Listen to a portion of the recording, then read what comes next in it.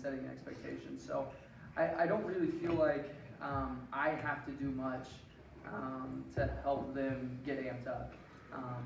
I don't feel like I did my job. If they go in and it has to come down to me giving a hype speech right before the race, that doesn't really do much. They know. This week of practice, you can see it on their faces when they come to practice. And really, the last 2 weeks, it's been a little more intense, a little more stressful, especially for the women, because it is going to be more of a challenge for them to win this weekend. The men, they're still having a little fun, but I guarantee you, after conference, it's going to ramp up, and then intensity will ramp up a little bit. So, a lot of it, running's a sport. There's a team aspect to cross country, and it's definitely team related, but it's individual in nature. And the ones who want to win and that sort of thing, they're gonna just bring the intensity. And I don't really need to bring that, so I don't know if that. Well, I was talking. Sometimes it's both directions, right? If they amp up too far, you're pulling them back. Settling them down. Yeah. So I mean, it's tough to manage. I mean, having both and trying to have different, kind of different mentalities and that sort of thing. It does change a little bit. Our men's team does an unbelievable job of supporting our women's team and vice versa. I think that's a big part of it. When I first took over, there was a lot of separation, and we really kind of brought both genders together, and that's kind of allowed them to all kind of have expectations for each other. The guys expect the ladies to go out and perform and work hard, and the ladies kind of expect the same thing from the guys. So, I think they look at each other on the same level, and it's helped our program tremendously getting to that point. But it's difficult. It's been a long haul. I'm not sure I know exactly how we got there, but just working on it every day. What else? How does this impact recruiting? Just being where we're at nationally and that sort of thing. I mean, it helps, on both sides, to be able to say, hey, we've done this for the last 5 years. We've done this, for the last so many years on both sides. It helps just because we're at a point where, I can write a handwritten letter to a kid and say, hey, be a part of our tradition, be a part of winning. I want you to be a part of a team that's going to win their 7th, 8th, 9th, and 10th straight conference title, and I can do that now. Whereas, year 1, year 2, it wasn't so sure, and so to be able to say we have tradition, that's exciting because our athletic department's so young here. You don't go into our building and see championships from 1890 because we didn't have athletic programs at that point. Or 1980. Yeah, right. I was here in 1990. Yeah. So it's been cool in that aspect. So that definitely has helped a lot. Kids see what we're doing and they see the progression, and we've been successful for a long time. It wasn't just a 1-year thing or a 2-year thing. It's been 5-6 years now. So. Yeah.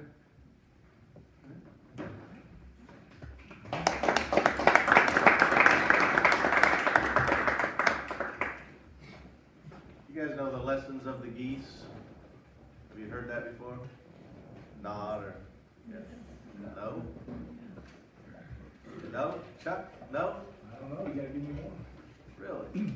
I thought everybody knew about lessons of the geese. Didn't we do that in front of faculty? We one did. time? Yes. But the lessons of the geese, the geese fly in a V, right? I thought about sitting down with Coach Benton and telling him about lessons of the geese, but I think he's doing fine himself, so we won't worry about running in a V or anything. But there's some drag issues there and things like that. I thought maybe if you ran in a V, you could, get over the top a little bit. But anyway, we talked about it in class today, the lessons of the geese, and they honk from behind and encourage. And I asked Katelyn in my class, I asked her, do you guys honk or say anything to the people leading the race to encourage them? And no, nothing like that. But we could still learn something from the lessons of the geese. And they take turns at the front. Katelyn doesn't allow anybody to get to the front, right? She doesn't take turns getting to the front, so we don't want to do that. So I left that alone. But I got one question for you. We see geese flying, and one line of the V is short and one line is long. You guys know why that is? Nobody? Isn't it usually where There's- it's dropped off? There's more geese. in Yeah, the there's one. more geese in the long one. Oh, kind of understand.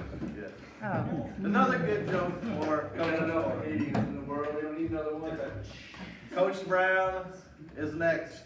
They tipped it off Tuesday. Had to make you smile because it was a little bit of a rough one Tuesday, but we'll let him tell you about it and then tell you about his new squad, a lot of new faces.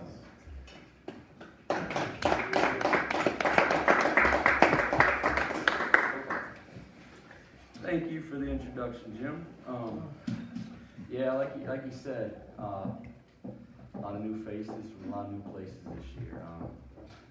My old graduate assistant, Kevin Harvey, got the job for the head women's assistant position, so good promotion for him.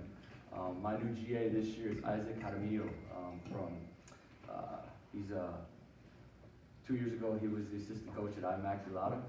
Last year was at Summer Christian, so he's got some high school background, graduated from UMKC.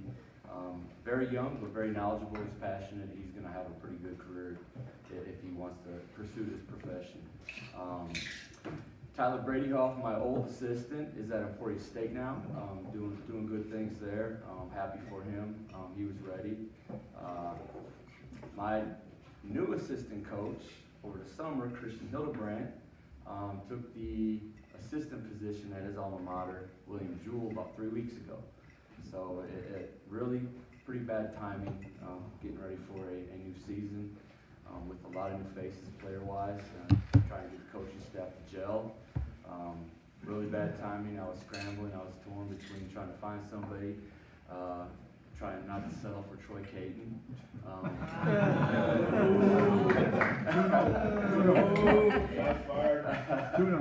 But I was torn. Getting somebody in to help me recruit, just another set of eyes that's been through it, or try to find, just worry about the guys and try to find somebody after the season posted in February. I did hire somebody last week, Jameson Carmichael. He's gonna do a good job for me. He's just new. I'm trying to get to know him. He's trying to get to know our players. Doesn't know everybody on the team yet. Doesn't even know our sets. Doesn't know our pregame ritual or routines yet. So even on Tuesday night, home opener, I'm running around trying to do different things. I'm like, man, I gotta get scout on the board, and it was kind of a cluster the first night, but he does bring some knowledge. He was at Hawaii Pacific last year, D2. Did a good job out there. Was a graduate assistant at Baker. Got his master's there. He interned at SMU about 4 years ago. So he'll do a good job as soon as he gets to know the ropes and everything, and gets to know all you guys as well. Team-wise, man, it's a lot of turnover from last year. 5 seniors graduated. Three guys that played very good minutes last year decided to call it quits. We brought in 8 transfers, 9 freshmen. 8 transfers, 9 freshmen. I really do like my team. We got a lot of good players, talent-wise. We're good. This is one of the more athletic. I said the same thing last year about our athleticism. This is one of the most athletic teams I've ever had. Problem with my guys is they've never played together. That's something we're trying to go through right now. I tell my guys it's a marathon, it's not a sprint, it's basketball season. So as long as they buy into that, they buy into the process, can handle a couple up and downs, a couple losses, we should be okay. But some of the transfers I really love, Jalen Rucker, John Brown transfer. He's a sophomore, real pesky, small 5'9" guard. Can shoot the heck out of the ball, about 40% from 3. He had 3 threes in the first half Tuesday night, and then cramped up second half. Eric's got to start getting pickle juice on the bench, man. I mean, I wondered where he was. he played about a minute and a half, 2 minutes second half. We really didn't need him, but he's only a sophomore, so I'm excited what the future holds for him. DeMonte Sims, a transfer from Illinois Central, 6'1" guard. He's probably going to end up being one of my best on-ball defenders when all said and done. can't really shoot at a lick. And that's kind of a problem with the system we run. But actually shot it well. I think he was 2 for 4 from 3 on Tuesday night. But if he gets after defensively, if I can get him to slow down, he's got one of the quickest first steps on offense that I've ever had. So it's just a process with him and finding out what he can and can't do and get away with and everything. Raylan Howard, one of my best transfers, 6'5", kind of a combo 3-4 guy from Richland Community College in Texas. He's going to be a good one as soon as he figures out how to play with our guys. He's in foul trouble Tuesday night. I think he only ended up with 7 points, but future's bright for him. Donovan Senegal found out he was thought he was a freshman coming in. Found out he was a sophomore. With our good eligibility staff, we got that under wraps and got him eligible at 3:30 Tuesday before our game. So he is a sophomore coming in. Physical, raw specimen, 6'3" guard, major athlete, okay shooter, but man, he's looks like a man out there. He's only a sophomore. Played 17 plus minutes for us first night. He's going to be a good one, guys. He's going to be a good one. Dan Haley, a kid I really like, Stanberry, Missouri, small town guy. He redshirted at UNKC as a freshman, then went to Southwestern Iowa last year. 6'5", stretch 4, kind of like Brett Marsh, Peyton Meek, is a little more athletic than those guys. He had 13 in his first night. I think he had 3 threes. He's going to be a good one, only a sophomore, so another young one that's got some experience. RJ Robinson, 6'7" kid from Cloud County Community College. Athlete, can't shoot at a lick, left-handed. When I get him to buy into being pretty mean and posting up hard and calling for the ball, he's gonna be a force in our league. But he's one of them guys that likes to play with a smile on his face the whole game. And I said that's all fun and everything, but man, you gotta flip that switch. And right now he doesn't know how to flip that switch. But great kid. We get him to buy in 6'7". One of my most athletic guys I've ever had at the 5 spot. And then 2 transfers that did not play Tuesday night that I'm expecting them to probably push for starter minutes and be major contributors this year. Dallas Taylor, a teammate of Raylan at Richland, 6'4", kind of a glue guy, roll guy. He's a guy that he reminds me of Marcus Mondane, except he has offensive skills. He'll probably lead our team in rebounding. We did miss him Tuesday night. He's a glue guy, does a little bit of everything. And then Tevin Katelyn, a transfer 6'3" guard from Rochester Community College, is probably the 8th player I've plucked from Rochester in the last 7 years. 6'3" lefty that can shoot it, which we would have needed Tuesday night in that zone. But I'm looking forward to seeing how these guys grow, and looking forward to hopefully getting these guys to stay and build for next year. Some freshmen that I'm excited about. Cameron Southern from Shawnee Mission West, 6'3", great body on him, catch and shoot guy. He's going to do great things for us. Played 19 plus minutes Tuesday. Brad Haley, Dan Haley's brother, is a freshman this year, 6'6", 5-man. Played about 6 minutes on Tuesday. Still trying to figure things out as a freshman does. Brock LaPlante only played about 4 minutes on Tuesday, 6'8", 260. Big body. He's very, very coachable. One of the most coachable kids I've ever had. He's going to learn quick.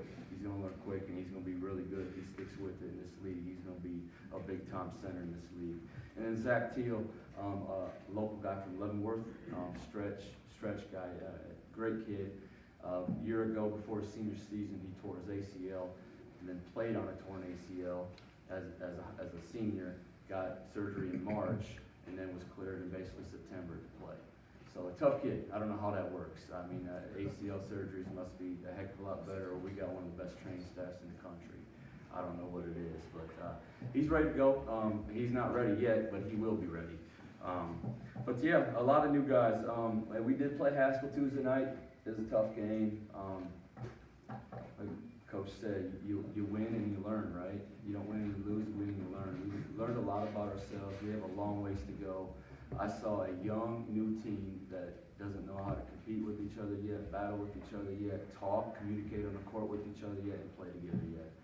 It's a process with these guys, and 90% of that loss is on me. We went and scouted Grace Haskell on Saturday night and, against Graceland, and, they played zone the whole game, and I hadn't put a zone offense in yet. So we kind of, not scrambled, but we came in Sunday, practiced Sunday, and practiced Monday and put our zone offense in. Our guys weren't ready. They weren't ready to make plays. They weren't ready to be in the right spots. The reads weren't there. So, being prepared is my job, and our guys were not prepared for that. But we're not going to lose a season on losing to Haskell. So it's all about conference. Now our first conference game's in 2 weeks against Bethel at home, and the only thing that hurts about that Haskell loss is it was at home, and our guys don't know yet that we got to take care of our home court. We can't lose at home. So we're not quite there yet. The crowd was good for first time game. I thought it was really good. So the support's there from the students, the fan base. So we got to produce on the court and get some wins. Conference is tough. We were picked eighth this year, and I think the worst we've ever been picked is third, maybe fourth. I know the worst we've ever finished since I've been here is fourth. We finished third 3 years in a row now. 4 years ago we finished second. So being picked eighth is new territory for me. I mean, it is what it is. I told our guys that you've been picked eighth in this league, and basically looking back the last 8 years, that's below 500. And I don't think we're below 500 team. Our league's stacked though. I mean, it's a senior-laden conference, and we don't have a lot of seniors. We have one senior, and he ain't eligible to second semester. So it'll be a grind this year, but my hope is that we get guys slowly buying in. We'll hit our stride second semester, and next year we're ready to make a serious run. But it's a marathon, not a sprint, and then getting guys to fall in love with the process is 100% of it. So. When you say you got guys that can't shoot, is that they can't actually shoot or they can't make it? I like makers. I need guys that can make it, and I need guys that understand they can't shoot very well to not shoot it. They need know when it is or what their shot is. Yeah. Like DeMonte was They'll one figure that he was a 28% 3-point shooter at JUCO, and that's not good at all. You guys know one of those, like stat wise, being a great 3-point shooter at college level is 37% or above. Average is 35%. Below average, 32%, somewhere around there. So you got a kid that shoots 20%, he's not very good. And he needs to get a nice jab, nice ball fake on a 3-point line to be able to get to it. His forte was driving to the rim. So it's a little different team. I don't have a Demetrius Cady last year that shot 47% from 3. That I could have put in that zone offense on Tuesday and just light him up for about 35. I don't have Brett Marsh. Dan Haley is that, but it's his first game, and he doesn't understand yet that he's got one of the greenest of green lights on our team. Brett Marsh, Peyton Mead would have known that, and that's two guys last year I had that shot 45% from 3. So I know you guys shared the ball really well, I thought. In that part, they looking for each other. So you say Grant, he probably passed up some shots there later in the game that he I think probably needed to hit. He hit 3 threes, and I think all 3 in the second half. He finally said, I better start shooting these because nobody else is. So, and we had some Tavon Lundy, who my only returner that was all conference last year, went 0 for 6 with some good shots. So guys got to step up and make plays too. So, but we weren't prepared for that zone. That's on me, and we will be prepared next time. And I've never lost to Haskell. I think the last time we lost to Haskell was 2011. So They did have a couple. They were good. Players that They were better than us Tuesday night. I don't think they're better than us overall. I think if both teams would have been man, we'd have beaten them. But they didn't. Yeah. We lost. Any other questions? Carney, no questions? When do you play next? Or what's this? So we have 2 tough ones coming up. We play at Peru tomorrow in a classic. We play Peru State and Graceland. Peru State tomorrow, Graceland Saturday. Peru State has brought 7 one-year transfers in that were all beasts. And we have no scout on them. It's their first game. No idea what they're going to do. But they were an NAIA national tournament team last year. And we played Graceland Saturday, who won it last year, the D1 national tournament. So we got to steal one. We got to try to steal. We got to try to win them both. I just want my guys to compete, and we need to get better because the next game that counts is Bethel at home conference game. So When is that then? first conference game is 2 weeks Wednesday. Okay. We got Bethel Wednesday, and we got Friends at home Saturday. 10 days to get ready. So, Yep. Yeah. All right.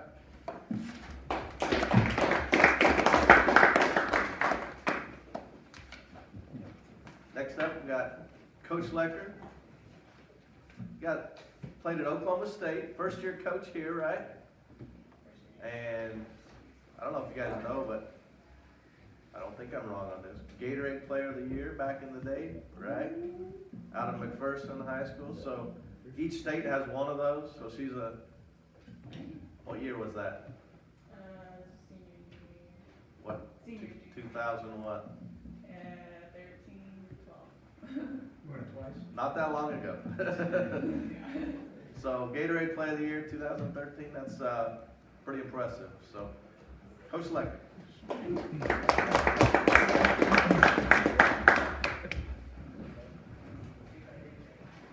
was not expecting that.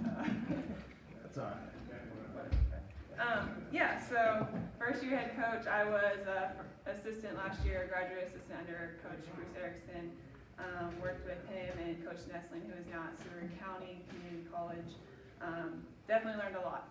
Learned, what I would do, what I would do the same, what I would do different. And was very fortunate to work under Bruce in terms of he definitely allowed Coach Ness and I to really grow as coaches and as young coaches in this profession. We did a lot last year in terms of preparation for games, scout reports. We were in charge of a lot of weights and conditioning and everything, and I think that really helped. What I needed to do this year to help prepare our girls. Obviously, I'm a young coach, so this year I think the biggest thing I've been trying to do is set the expectations and the standards for where we want the program to go. We developed this motto called "On a Mission" that we actually painted up in our locker room. Funny story, one of our graduate assistant, Coach Davis, she comes from, let me go back to my coaching staff, Coach Harvey, like Troy Brown said. He worked with them last year as a GA, and then I brought him on a staff as my assistant this year, and then hired Coach Lauren Davis to the staff. She comes from D2. She played a D2 in Nebraska and played at junior college before that. But back to my story, Coach Davis painted our "On a Mission" motto. That was the first task she did for us in our locker room. And so every time the girls run out of the locker room, they see that "On a Mission" thing. And we talk about we're on a mission to hang hopefully the first championship banner here in time, whenever that will be. But also we're talking about on a mission of how we're going to live our lives out every single day in the community, in the classroom, on and off the court. We're definitely trying to preach to our girls that what they're doing and what they're part of is definitely bigger than themselves, and just trying to get them to buy into that team aspect and family atmosphere, and to learn to put the team before themselves. So that's a little bit about the program, I guess, as of right now. And so yeah, I'll go into, I guess, our players and where we're at. So I'll go to start with our seniors. We had 3 seniors: Sienna Brown, Tiani White, Sharisa Robinson. Sienna Brown was a starter last year. We had lost 7 seniors, 4 of the 5 starters. Ashley Hinkle, Candy De Los Reyes, Kiera Tate, Kelsey Switzer, and then a few others that played JV and then sat on the varsity bench. So we are not real experienced. We're younger. Like I said, we have 1 starter back, Sienna Brown. Tiani White was kind of in and out of the starting lineup last year, and she has definitely come along for the first part of this fall, we'll say that. So, and then Sharisa Robinson didn't play a whole lot. She came in at semester last year, still kind of, I think, figuring things out, but she's definitely come a long way since the spring of last year. Some other players that we're going to really rely on, I think, is Danielle Cassidy right now. She was a freshman last year. She's a sophomore. She'll be running the 1-2 for us. Really hoping that she'll step up into that role, and we're expecting a lot out of her as a sophomore. She didn't play a lot last year. She sat the bench a lot on varsity, played a little bit here and there. Definitely a great teammate, constantly talking to her about being vocal and being a leader for our team. Another one, Bailey Massett. She actually comes off of a ACL injury. She had torn it in, I believe, the first scrimmage we had last year. And so she's actually technically, I guess, a freshman on the court. But she very smart ball player. Just trying to get her to get back to where she used to be before she tore her ACL in terms of being in shape and just little things in terms of offensively, defensively, and so forth. Another one, Paige Sheckle, was also coming off of an ACL injury. Great kid as well. One of those girls you really don't have to get on a lot. She just does whatever you ask and works hard. So she had torn her ACL. It was actually in an individual. We were just working with her for an hour in the court and kind of stepped weird, tore her knee, and but now she's back and she'll be a sophomore on the court for us. Does a lot of nice things, can step out, hit the three, really good at finishing at the rim. She's actually one of our team captains as well for our team, and she's been doing a really good job. A few others, Rachel Newquest played last year, here and there. She didn't start, but she played just about every game. Very hard worker. She's also one of our captains for our team. Does a really nice job in terms of just helping girls on the sideline, making sure everyone knows where they're going, making sure we're doing what we're supposed to. Great communicator and just a really good leader for our program. Zoe Alvin, she comes from Penn Valley Community College, a really good shooter. Unfortunately, she's not going to be with us this weekend due to a concussion that happened a few days ago in practice. But we're hoping to get her back hopefully by next week. If anything, definitely by conference. But we're definitely expecting big things out of her. She just brings a different style of the game. She's actually from Melbourne, Australia. So she's very, very skilled, can shoot the ball. And like I said, we're expecting a lot out of her this season. Madison Siebert, funny story about her. So obviously when I took the job over, we're still trying to bring in the girls that we were recruiting for Coach Erickson last year, and we're kind of scrambling a little bit this summer. We get an email from Madison 2 days before orientation saying that she was looking for a school. I showed Coach Harvey. He immediately puts her on the phone, we call her, and we get her here by orientation 2 days later. So we're very fortunate to have her as well. This is a kid that we tell our girls, get outside your comfort zone. This girl does. She will almost go too hard, and she actually strained the calves early in preseason because she went just too hard. But definitely a great kid. She's a forward player, can attack the basket, can hit the outside shot, and we are expecting big things out of her as well. And let's see, Dakota Coral is another junior college transfer from Independence Community College. Big 6'3" player. We had started actually working out in July just to get her in shape, and she has come a long ways for sure. Great kid, very vocal, but again, I think just the biggest thing for her is just getting her up and down the floor. But if we can put her on that block, there's not going to be a lot of people in our conference that's going to be able to handle her. So, yeah, and then there's also a few girls from volleyball that we're hoping can join us and help us out as well. But I'm definitely excited about this group. We have a lot of girls that want to do things right. Kind of same thing with Brown, just kind of try to get them to learn to play together, play hard. I think the biggest thing is just, again, getting them outside their comfort zones and getting them to compete at a higher level than they think that they're at right now. So just continuing to push them every single day. So, How was the trip to Oklahoma State? It was awesome, yeah. We, this last Sunday, took a group, there's actually 13 of us, including me, and took them down to an OSU game, showed them the facilities and everything. They wished our locker room looked like that one, but that's okay. But no, it was a really good time. We went and ate at a place called Fuzzy's down in Stillwater, kind of like just a cool hangout place that all the college students go. They went to the game and they met the players and coaches, and like I said, saw the facilities and everything, and then came on back on Sunday evening. So it was good. It was fun. Yes. So, not knowing a ton about basketball, if I come to a basketball game and I watch your team play, what am I going to walk away thinking about that game?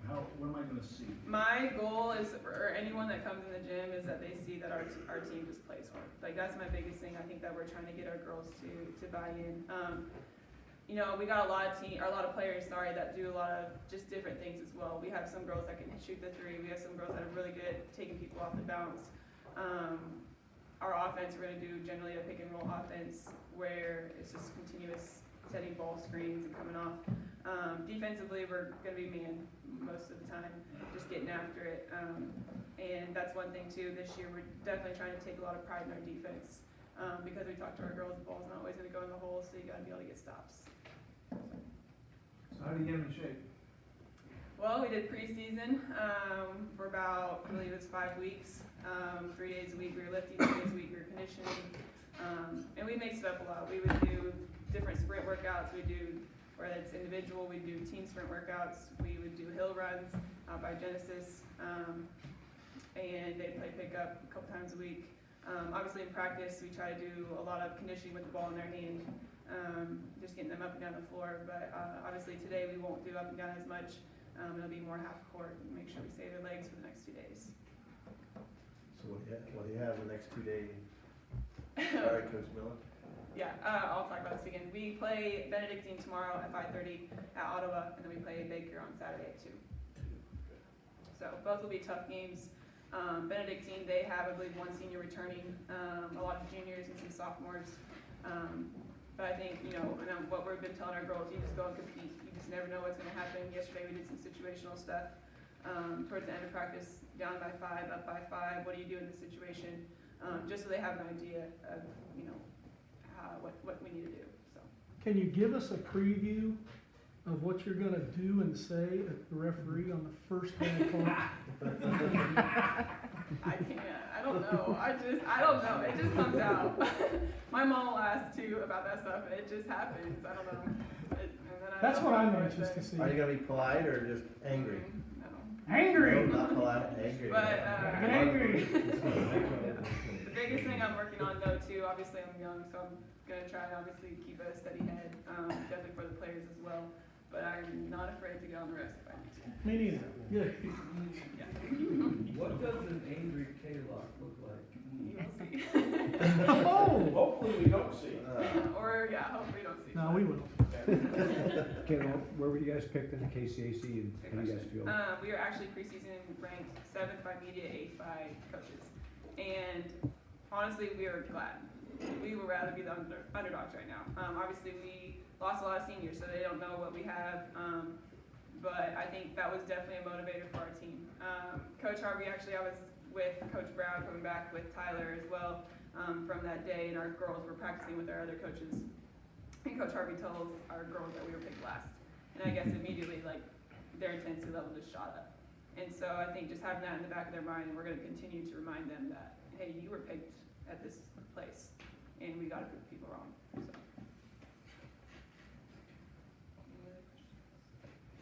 Nothing else? Yeah.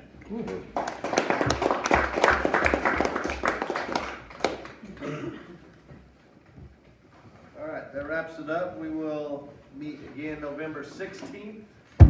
Wrestling, we'll focus on wrestling, and we may have volleyball, football, esports again. We'll see who's available, but I know we'll do wrestling. We've got swimming coming up at some point, so we'll see. But I know Coach Carney's on the docket for next time, and we'll hear Leavenworth and Lansing wrestling on November 16th as well. All right, thank you.